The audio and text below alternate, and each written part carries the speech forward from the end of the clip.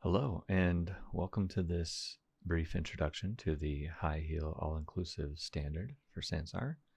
This will also be a tutorial on converting an existing high heel avatar to be compatible with the standard. So, high heel all-inclusive standard is a bit too much to say on a regular basis. The acronym we've come up with is H2AI. You'll see it throughout the Blender file here and everywhere else. You rarely will ever see the entire thing spelled out. This blend file that we're looking at here is the standard. It has all of the models necessary to create any type of heeled footwear and, of course, heeled avatars. You'll be able to get the latest version of the standard on the Discord server. There'll be a link below in the description, and there will also be logos that you can apply to your store listing images, just to help visually identify exactly what type of heeled avatar or footwear you've made. In addition, you'll see in the information panel back here there are suggested tags you can include in the description of your listing that will make it very easy to find exactly what you're looking for on the store. Speaking of those information panels, they go over the general benefits and uses instructions for the standard. I'm just going to summarize them. The main issues are compatibility and functionality. It's not easy for creators to make something that is compatible with something from another creator. And as difficult as that is, it's even more frustrating for the end user. They've got an avatar that they feel comfortable with, and they don't want to change it out like a pair of shoes just so they can wear a different pair of shoes. So how's this going to work? Well, in Sansar, avatars are like people in the sense that each one is unique and you can't just change out the legs at will. It has to be created that way. So all avatars created with the standard are going to have the same leg skin and built on the same bone structure and have nearly identical weight painting. And the standard is going to help us get there.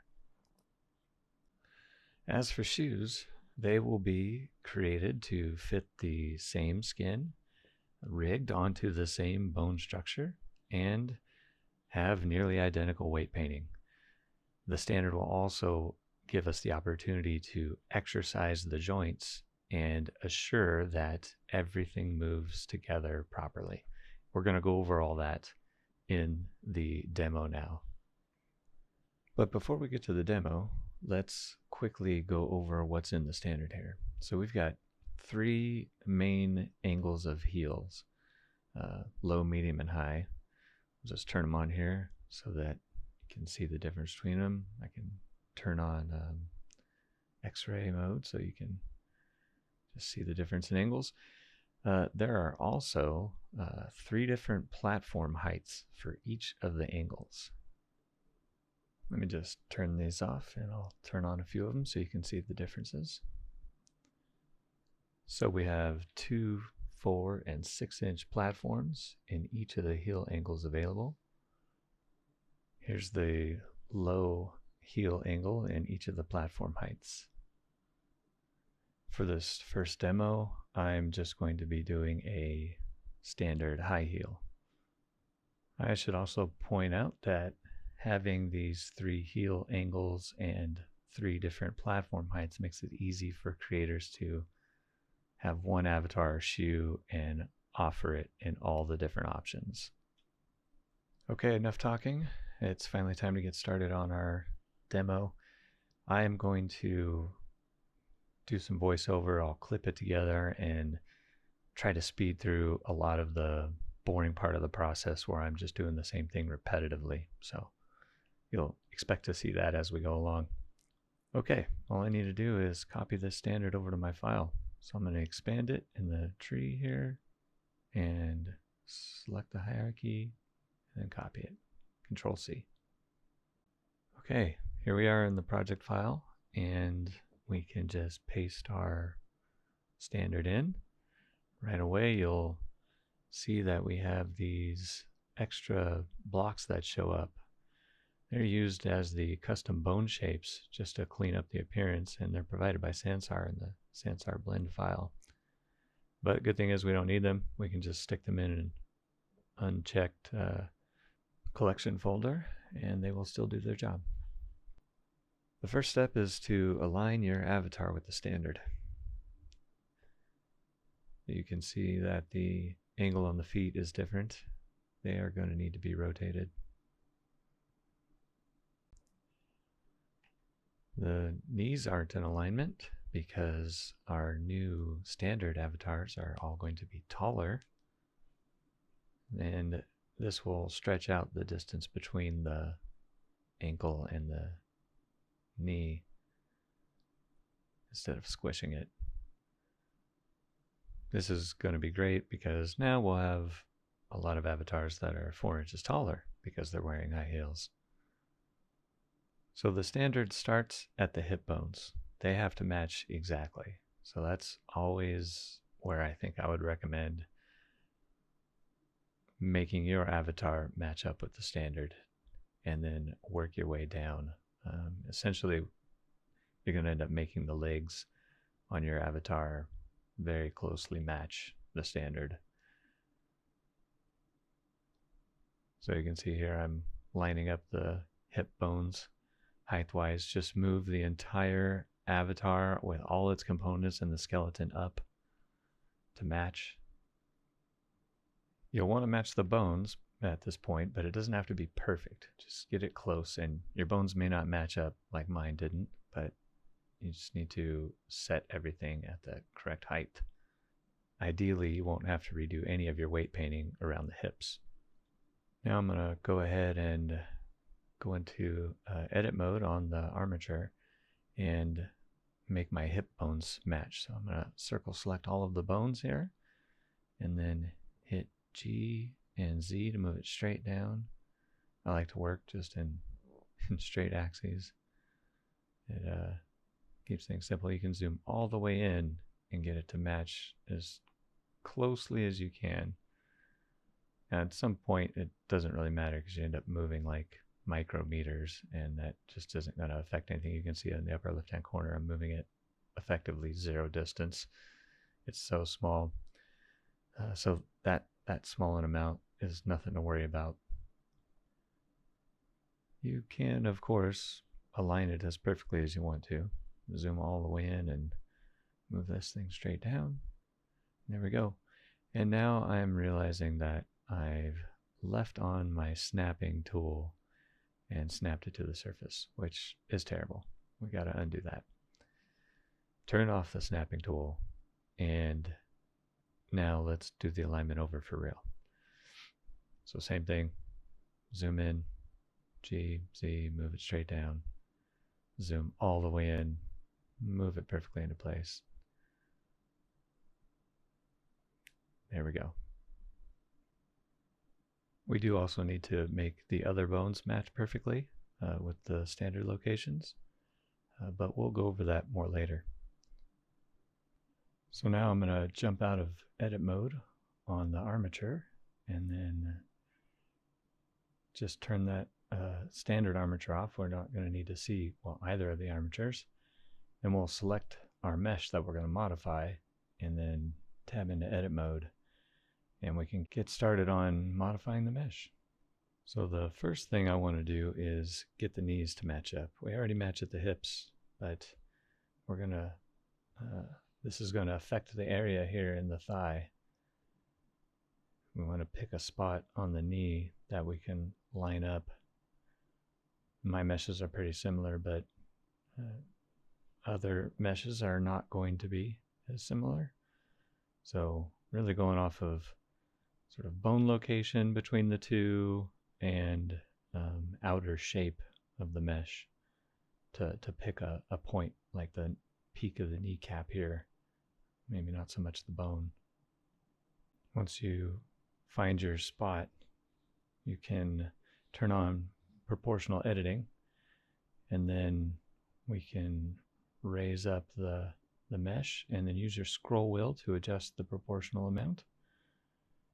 Once you put your mesh into place, you can then adjust the scroll wheel And you want to not affect the hip area, so get it to linearly expand the mesh in between the knee and the hips.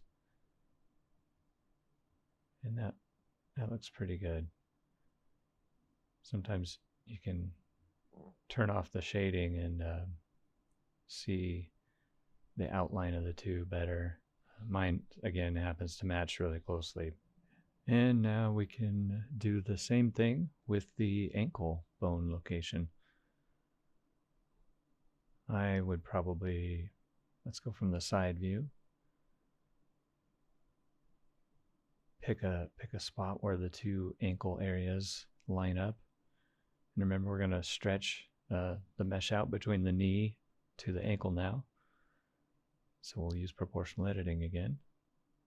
Move down to place. Now I can see I need to rotate the foot, so I pick a spot where the heel is going to rotate up, the toes will rotate down, and then I'm adjusting the proportional editing so that I don't affect the knee location, but I linearly stretch the mesh in between the two. Now we can move on to getting the ankle in location. So we're going to rotate this part of the mesh and around a single point. So if you change your transform pivot point here, this will allow you to rotate it around the active object. And what this does is it's used as the center point for scaling and rotation operations. So if I shift click one of these vertices, you'll see it highlighted in white. That's the active object. And if I start a rotation now, you'll see it rotates around that one. And again, I've got proportional editing on, but I'm going to turn it way down because we really only want to affect the mesh above this very slightly. Now I'm going to continue using that same technique to edit the mesh until I can get everything in a close enough position. We got a lot to change here. Potentially, the whole outline of the heel and the bottom of the foot. We got to rotate the toes. So let's do that next. We can select the whole toe region. Lasso select it. Select a pivot point. And then rotate. And just get them to be flat on the bottom and then move it down into place. And then use the proportional editing to help bring the rest of the mesh along.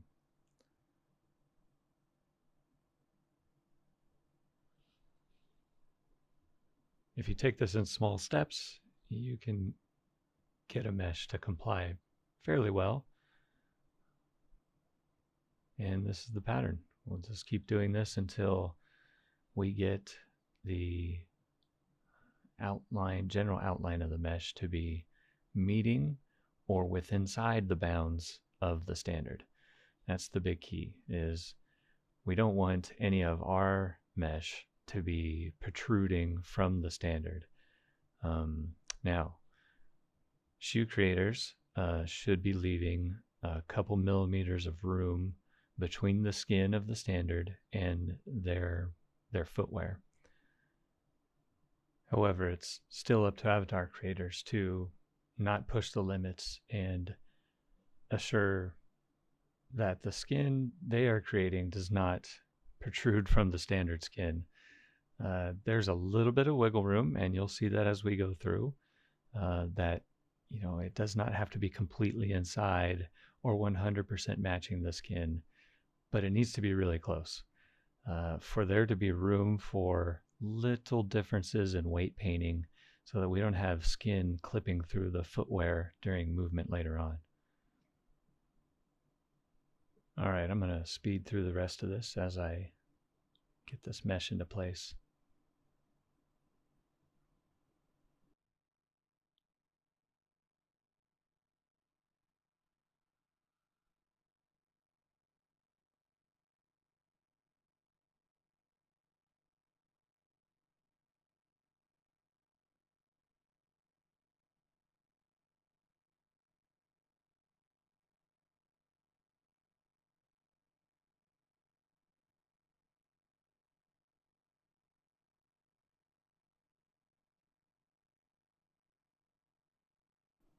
Okay, the skin is now roughly lined up with the standard. Now we can go back and start doing some fine adjustment to really get it to align with the standard better. I personally don't think it matters where you start at, but I think I'm going to start down at the toes here, and we want to get it so that we can see the texture, the skin of the standard matching or completely, and not see our skin. So I'm going to want to get these toes to be within the bounds. Now it doesn't matter if you can see the toes in between the other toes. You have to picture there's going to be an envelope if you were to stretch a saran wrap or something around the toes, and we want our toe skin to be with inside that bounds as close as possible. A lot of high-heeled shoes are open-toed, but not high-heeled boots. So it is important to make sure we stay within on the toes, and for shoe creators to make sure that they don't come too close to the standard skin and leave no room for error. And I'm going to speed through this again. It's largely the same pattern repeated. I'm going to use proportional editing to gently position the toes into place and get them within the bounds of the standard.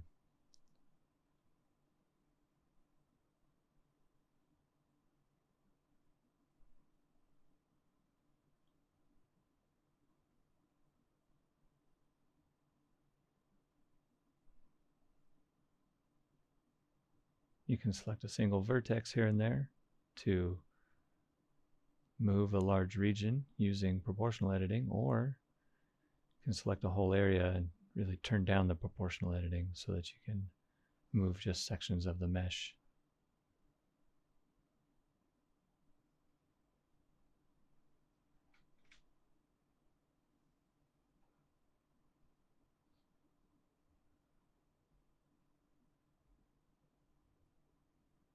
You just want to get it so you can look across the top of the toes and only see standard skin peeking up above it. Again, not necessary that everything matches exactly. Now we can move on to moving the vertices into place on the skin. So turn on the snapping, set it to face, and project individual elements checked. And now if you tap G and make a move, or you don't even have to make a move, just tap G and then left click to set it, and that will project each vertex onto the skin. Now see, the thing you have to watch out for is in large moves, it moves in a straight line away from the viewport. So you need to be looking directly at where you want that vertex to go. Otherwise, it's going to come out a little weird. Don't try to do anything that's like off center from where you're looking. So I typically work in small areas, since this can be difficult to use for large movements. It's good to just do a few at a time that are straight on with your viewport and assess where you're at. So let's just start up here. I can see the skin's real close. So you'll see each one or a group of them. You can do them in groups as long as you're comfortable with it being really aligned with your viewport, because you're going to project straight in. Again, how far they have to go really matters. If they are super close to the target skin, they're not going to move very far unless you're at like a really steep angle to the screen. So you can click one vertex and then control click another, and you'll select the shortest path of vertices in between.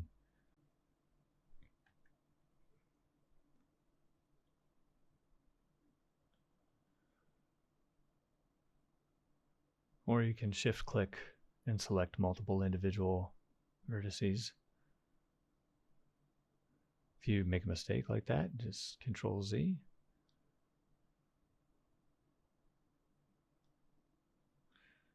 And repeat the pattern. I'm going to speed through the rest of this.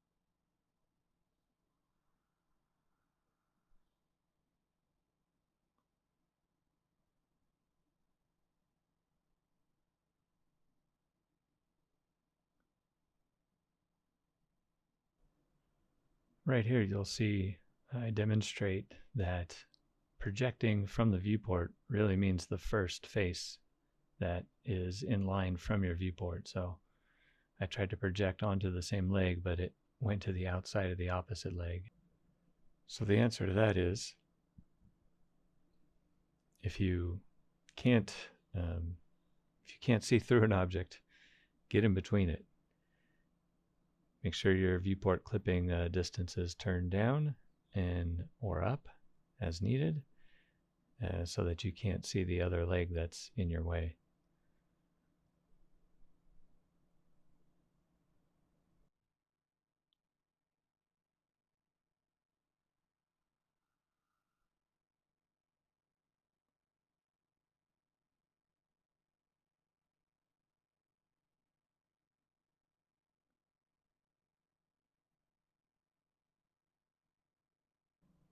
Again, I'm just working in small areas.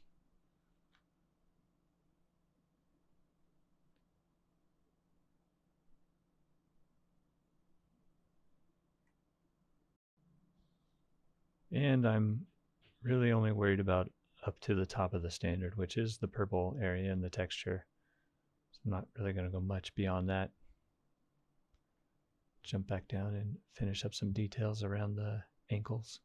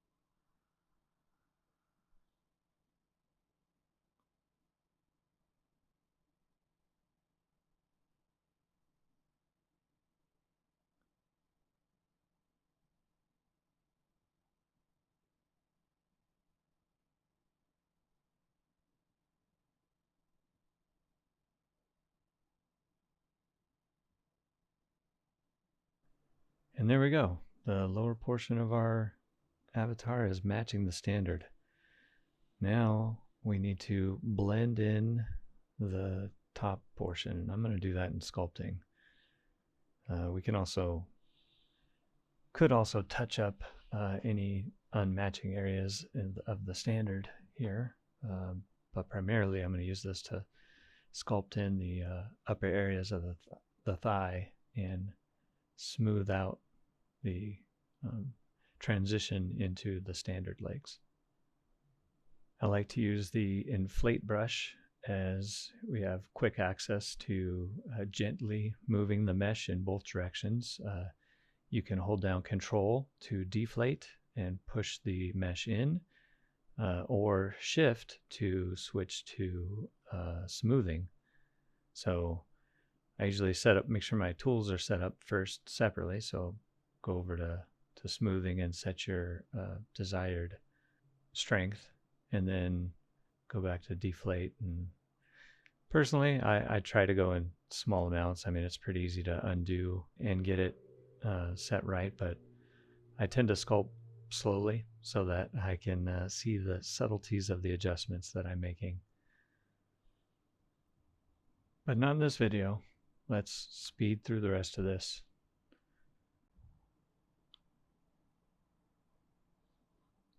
As you see me going through this, you'll notice I'm doing this transitioning in the red area of the standard texture. This is the area above the standard. The standard really stops at the purple line. However, this is our recommended transition into your avatar.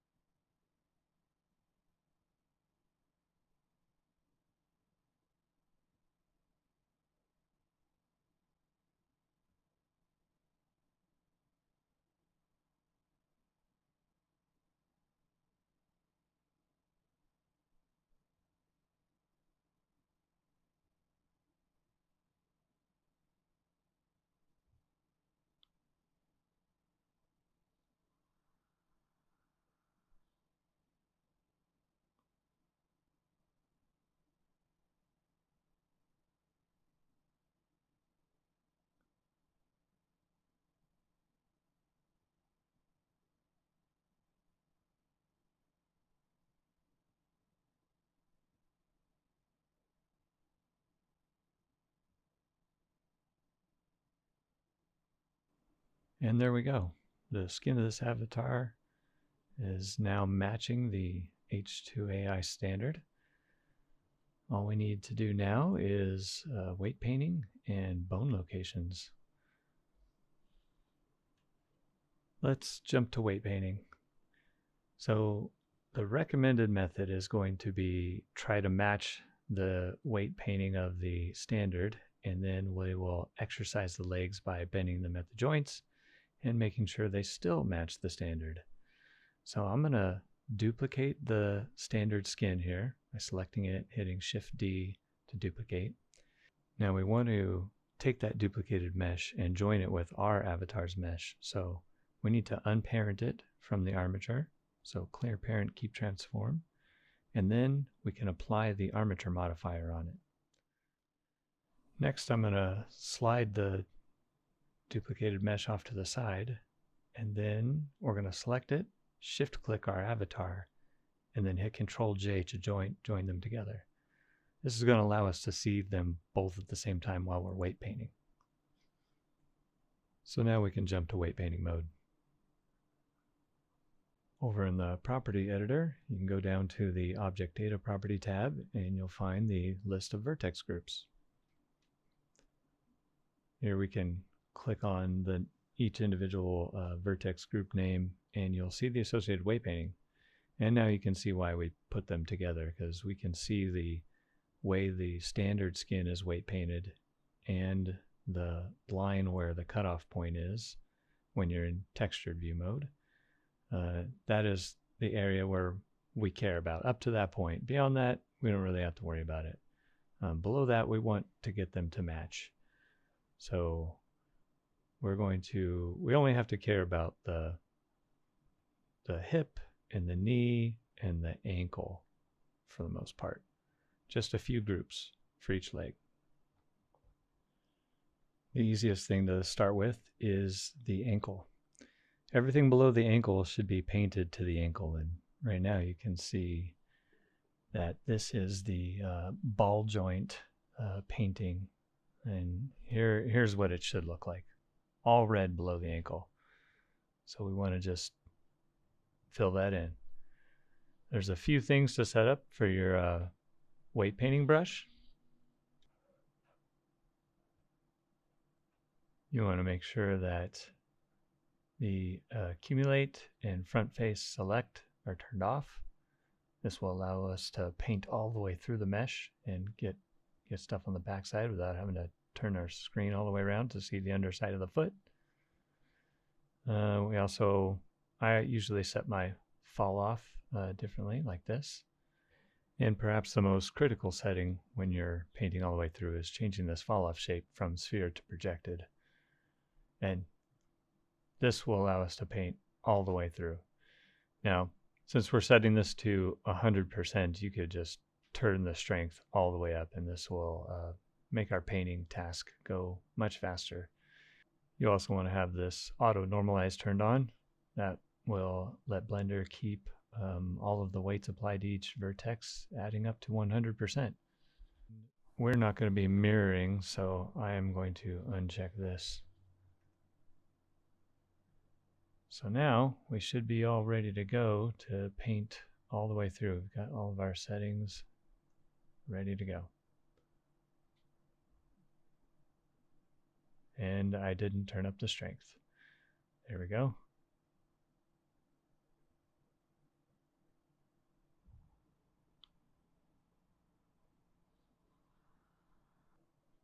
Now, same thing for the other foot.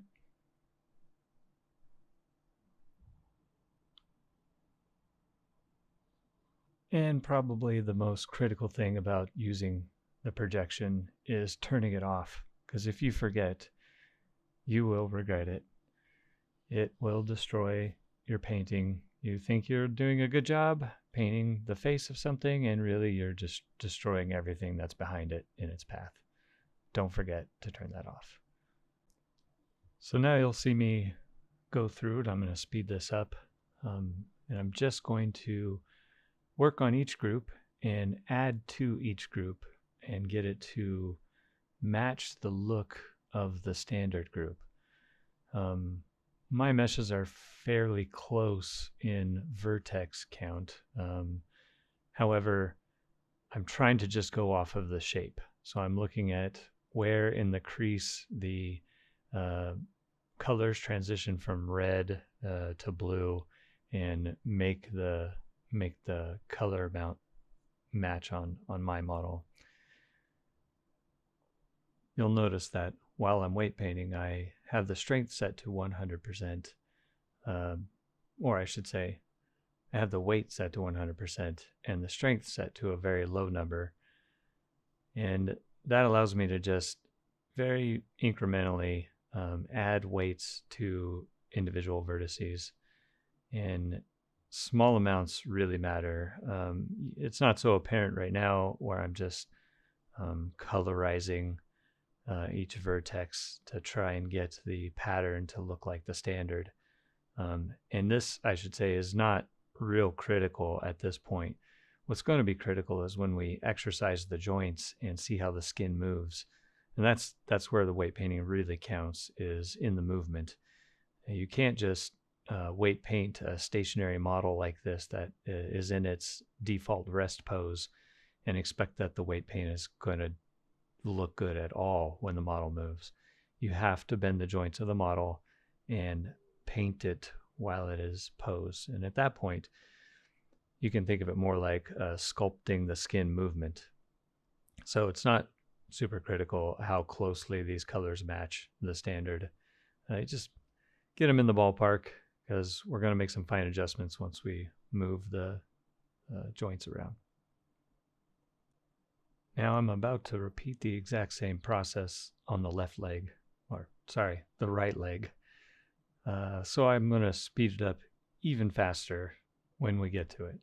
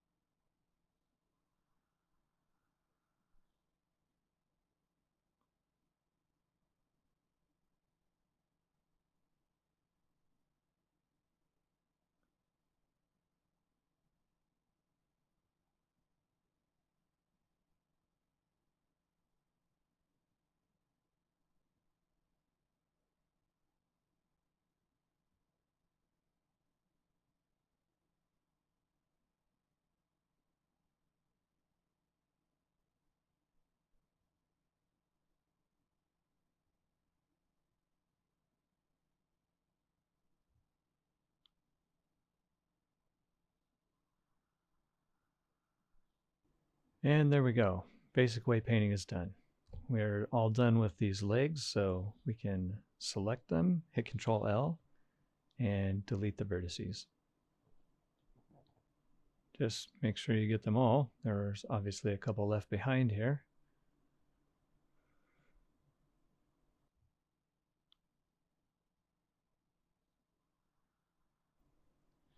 The next thing to do is exercise movement by bending these joints, and then we will touch up the weight painting. But before we do that, we've got to get back to accurately positioning the remaining bones. So we can unhide both armatures, and then it's difficult to see the armatures unless you're in solid view mode. And even then, you need to also turn on X-ray. Then we'll be able to see through and see the alignment of all of the bones. So we started by making sure the hips matched up. Now we just need to make sure the knees match up, and then the ankles.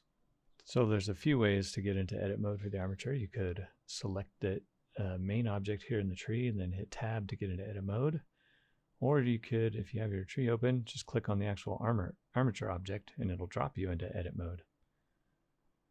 Now, I usually click on the first visible bone and then lasso select the rest of them. You can check to make sure that you have all the bones by tapping G and dragging it out to the side. If you just click one, you'll see there's another one left under there. What you really don't want to do is accidentally just select the top or the head of the bone and move it around. So lasso select everything. Got it. Right click to cancel that move.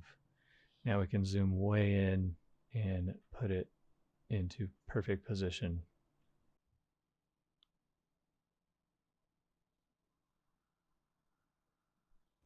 And do the same thing for the other side.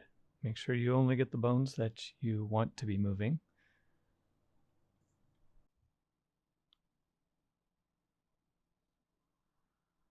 And now we just have to line them up front to back. So I'm going to hit 3 to go to a side view. Oh, and look at that. I had snapping on again. So redo.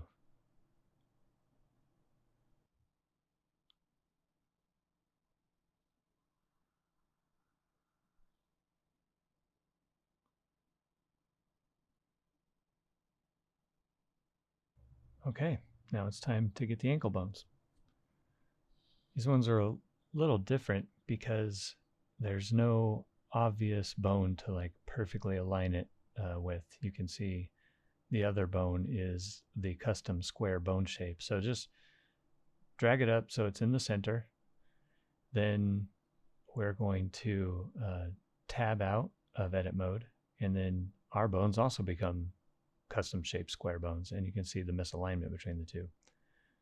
So Blender remembers your selection in each mode that you're in. So if we select our armature when we're out of edit mode, and then we can tab in and out, and we'll be able to keep our selection. We can place our cursor at our bone location and then hit G and Z to move it straight up, move our cursor to the final location. Then when we tab back out, you'll see that it aligns perfectly. You see what happens when we tab between the two. We have our bone selected, so let's select the new bone, tab out, we've got our armature selected just so we can see it where it's at. So we'll move it into a general location, tab in and out, zoom in, put our cursor where our bone currently is, and then tab out into edit mode, hit G, Z to move it straight up. Make sure I got the right one. Yep. Tab in, hit G, Z, move my cursor up to the new point, set it, and then they're good to go. It's a little tricky, but hopefully you get how it's done. So from the side, we can select them both and take care of them both at the same time. G and Y so that we don't move it up and down at all. Slide it straight back. Get it close. We're going to zoom in, do the same technique. Put our cursor there, tab into edit mode, hit G, Y, bring our cursor to the new point, and left click to set it. And then you tab out, and sure enough, they're in alignment. So now our ankle bones are in the right spot to match with the standard. All we have left now is the toe bones, which honestly don't matter. There's nothing in the standard weight painted to them, but it's easy to move them down into position anyway. You also never know what we're going to potentially do with the toe bones in the future. So if they're already in the position that everyone expects them to be in, that could have some benefit yet to be seen. And with that, all of our bones are matching the standard. So now we can move on to exercising the joints and touching up the weight painting. And then we will be finished with this avatar conversion.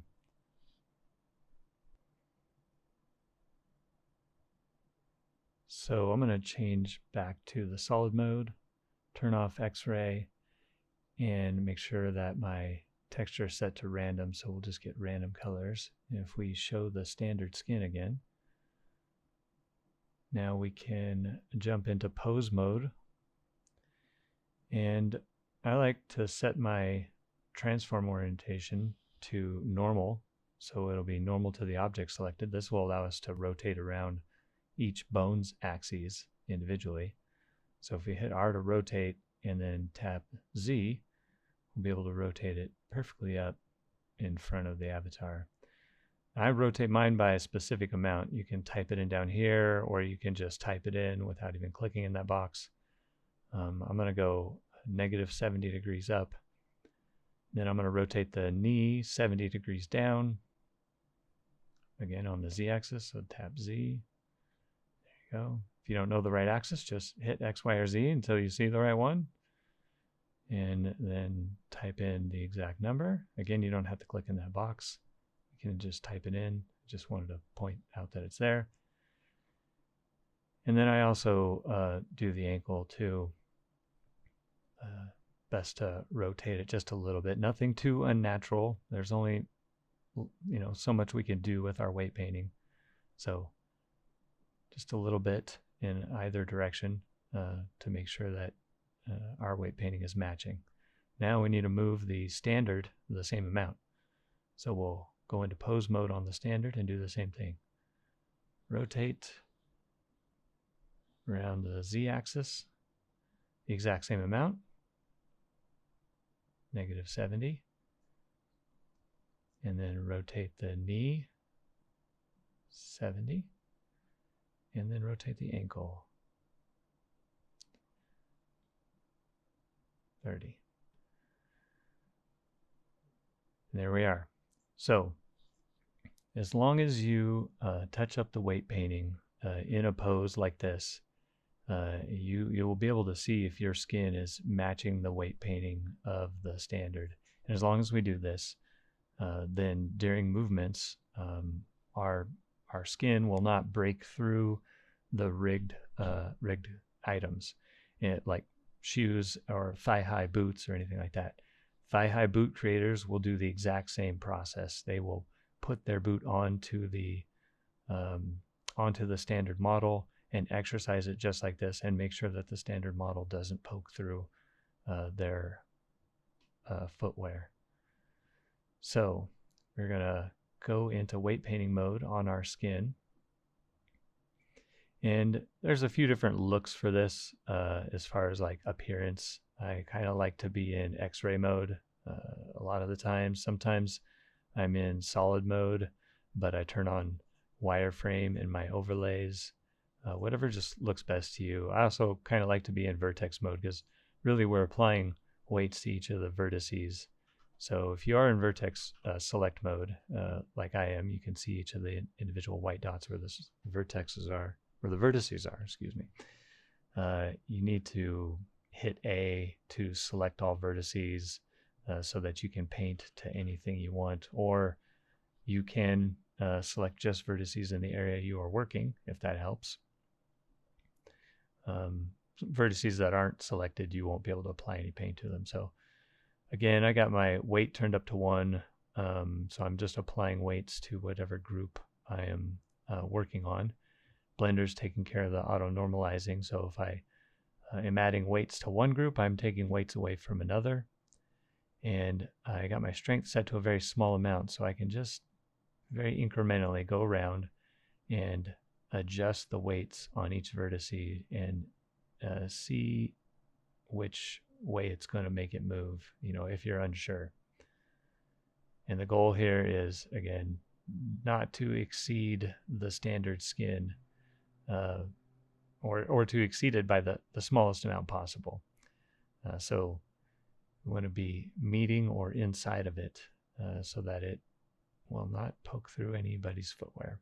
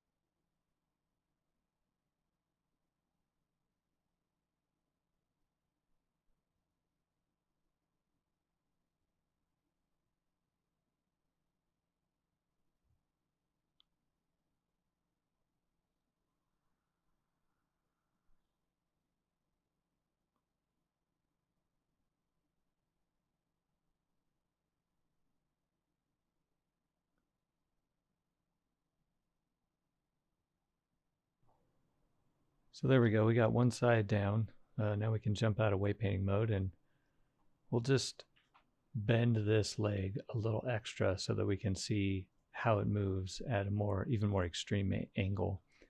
There's only so much we can do with our weight painting to make it look good. We don't have a whole lot of control bones and corrective bones to correct the way the skin moves. So if you bend this knee 180 degrees, yeah, it's going to stick through the backside. You know, we see this in some of the poses or the emotes that we have. There's a limit to it. There's nothing we can do about it.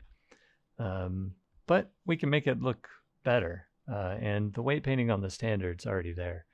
The knees do not get super pointy, and I tried to round out the sides as much as possible. Like I said, there's only so much we can do, but it looks pretty good. Moving on to the next leg. So to reset your pose, hit A to select all of the bones, and then go up here to pose, clear all. That will reset all the rotation. Same thing on the other one. Now, see, I only had one bone selected, so it only affected that one. Select them all with A, and then clear all the rotation. So everything's back to the rest pose. Now we'll move the left or the right leg into position and do the same weight painting operation as before. Again, I rotate it up -70, rotate the knee down 70, and then rotate the ankle probably 30.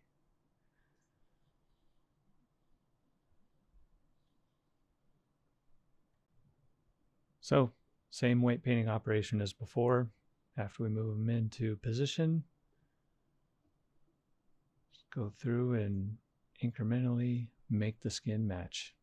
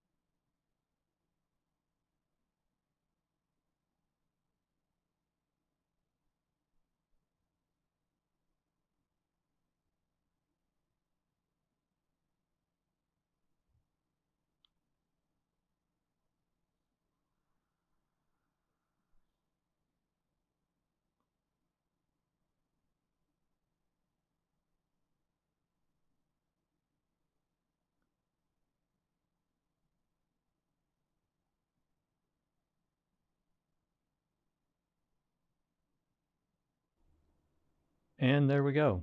We can reset the pose again, and we should be done.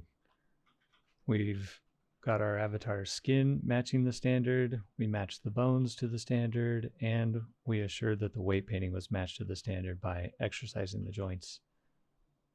I hope this tutorial helped you, and I'm always available, well, quite often available.